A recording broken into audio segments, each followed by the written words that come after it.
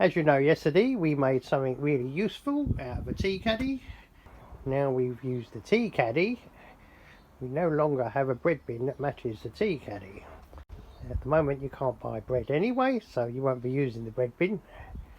But the other things you may need is, well, you will need, is a piece of wood. Now most people have got pieces of wood hanging around, but if you haven't, look in the kitchen, you'll probably find a wooden chopping board.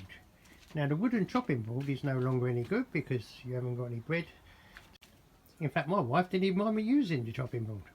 The other things you'll probably need, well, you will need, is some door stops. Now these come in cheap packets, or you can go around the house and remove the door stops from places where they'd only get in the way anyway when you're vacuuming. So anyway, so that's the door stops and a few screws.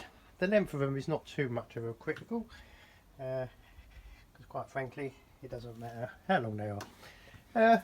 And one other thing, if you haven't got any door stops, you will need something that is around the house, and that's a broom. Well, it's not actually the broom, it's the handle you probably want, and you only want about 6 inches of the handle eventually, so don't worry about that because nobody's ever going to notice that. They just think they've grown a bit.